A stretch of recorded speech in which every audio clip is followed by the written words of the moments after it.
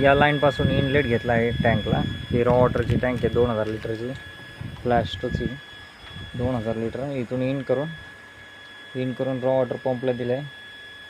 ही sand vessel, ही carbon vessel, हे R O plant, CRI pump आहेत. हे पाहू शकता सर,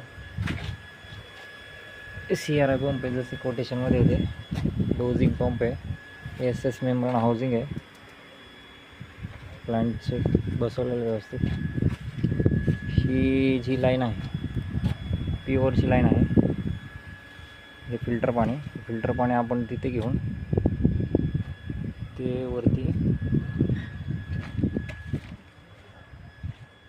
टी देऊन एक वॉल इकडे दिला आहे, एक वॉल या टँकला दिला आहे. ही टाकी थंड पाण्यासाठी केली, म्हणजे चिलरसाठी. त्याचा ओव्हरफ्लो इथे काढलेला आहे, जेणेकरून टाके भरल्यानंतर काकांना शो होईल, वॉचमॅन काकांना.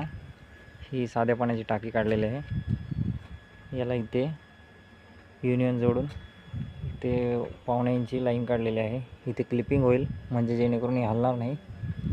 ही थंड पाण्यासाठी इथे सेम तसंच केलेलं आहे. हा चिलर आहे 2 टनाचा. त्याच्यासाठी पंप वगैरे त्याचं अरेंजमेंट आहे. इथे त्याचा डिस्प्ले आहे, हे त्याचं आउटलेट आहे, हे त्याचं इनलेट आहे. हे थंड पाण्यासाठी आहे. जेव्हा तुम्हाला पाणी थंड करायचं आहे तेव्हा इकडचा वॉल बंद करून यामध्ये पाणी सोडू शकता. जेव्हा तुम्हाला पाणी थंड नको आहे, चिलर बंद करा, दोन्ही टाक्या वाटल्यास भरून घ्या सेपरेट, काही प्रॉब्लेम नाही. प्लॅस्टोचे टाके आहेत 3 लेअर, 10 वर्ष वॉरंटी, नो प्रॉब्लेममध्ये.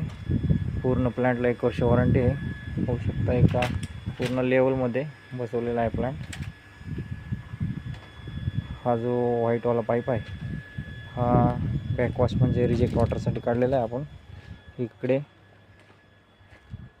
घेऊन इकडे ड्रेनेज सोडलेला आहे.